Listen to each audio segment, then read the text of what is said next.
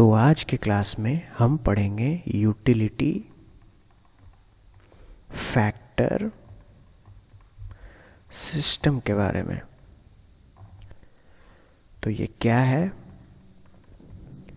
तो आप अज्यूम करो कि आपको point A to point B जाना है और आपको रोड डिज़ाइन करना है। आपके पास ये मल्टीपल पाथ्स हैं, आप किसी भी पाथ पे रोड बना सकते हो। तो आप उस पाथ को चूज करोगे जिससे लोगों को सबसे ज़्यादा कन्वीनियंस हो। ओके, लोगों को सबसे ज़्यादा कन्वीनियंस हो एंड उस रोड के थ्रू मैक्सिमम एग्रीकल्चरल प्रोडक्ट्स इधर से उधर किए जा सकें और maximum industrial raw material and products इधर से उधर किए जा सके। तो ये जो रोड इन सारे फैक्टर्स को कंसिडर करके सबसे ज़्यादा बेनिफिशियल होगी, हम उसे प्रेफर करेंगे। ओके, अब utility factor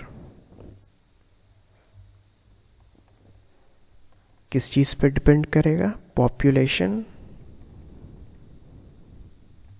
and production. Population है तो जिस रोड के आसपास जितने ज़्यादा लोग होंगे, और इन अदर टर्म्स वो रोड जितने ज़्यादा लोगों को सर्व करेगा, हम उसको कंसिडर करेंगे।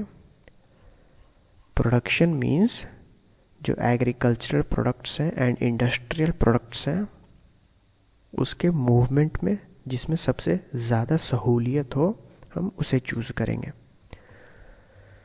Okay, now rules. रूल्स क्या है? तो रूल्स कुछ ऐसे होंगे। सबसे पहले आप number of towns and villages को लोगे, ले लिया, उनको कैटेगरीज में डिवाइड करोगे। उस कैटेगरी को क्लासिफाई कैसे करोगे आप? तो हर कैटेगरी को एक पॉपुलेशन रेंज में आप डिवाइड कर दोगे।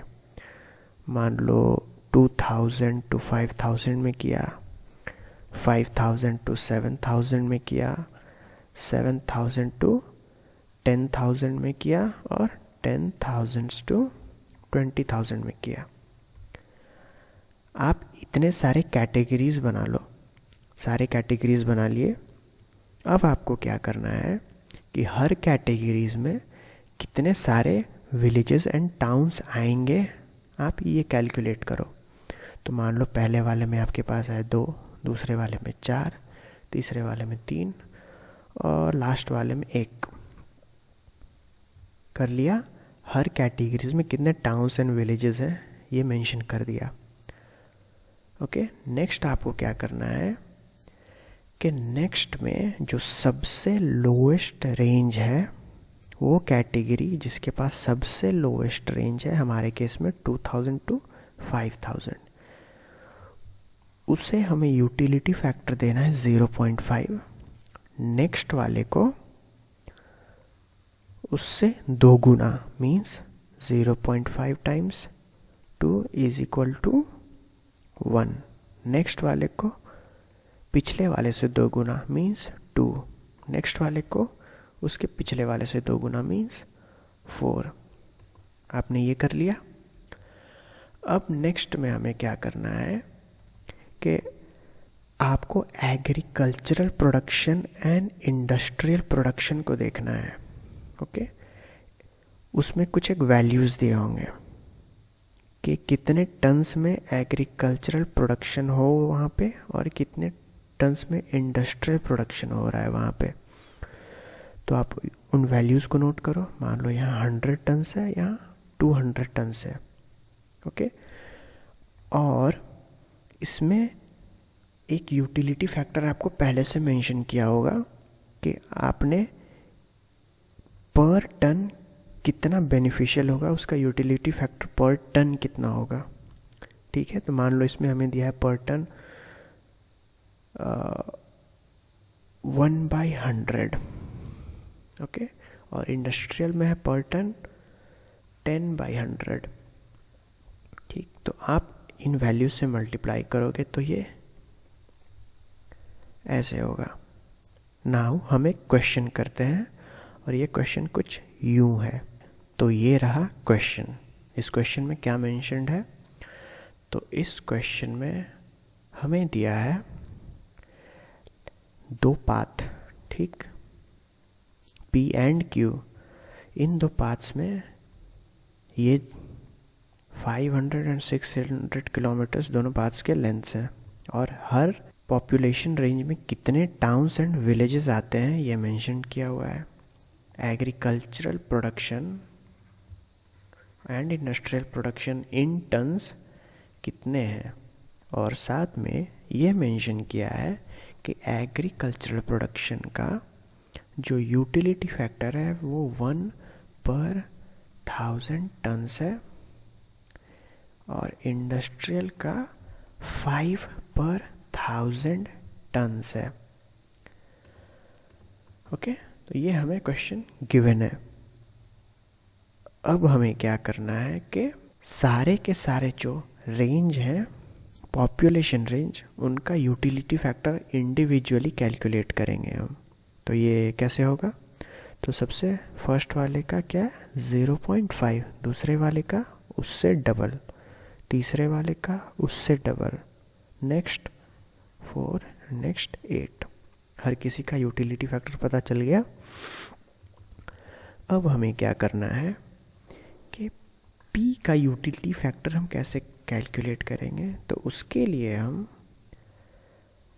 Number of population in that range times utility factor of that population range. इसका 100 है तो 100 टाइम्स 5, इसका 150 है तो 150 टाइम्स 1 एंड सो ऑन। तो हम सबसे पहले ये कर लेते हैं।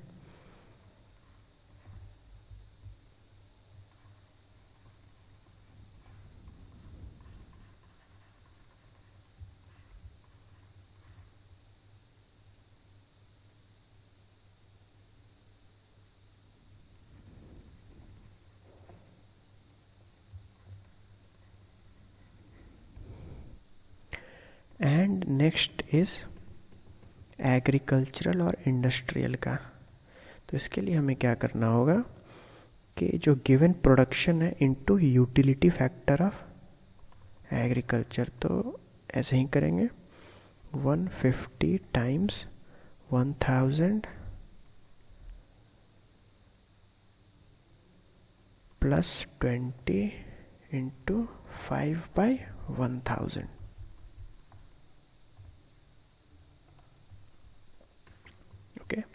Now this whole sum is divided by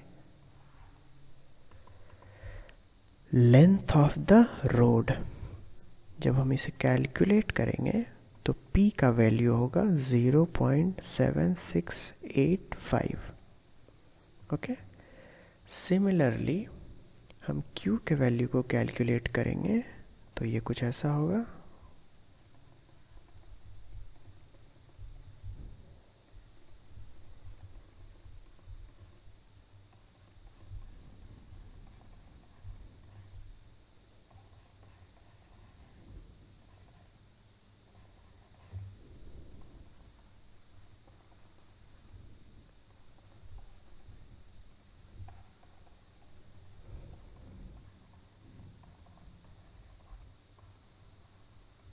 divided by length of the road. इसका वैल्यू होगा Q इज इक्वल टू 1.037।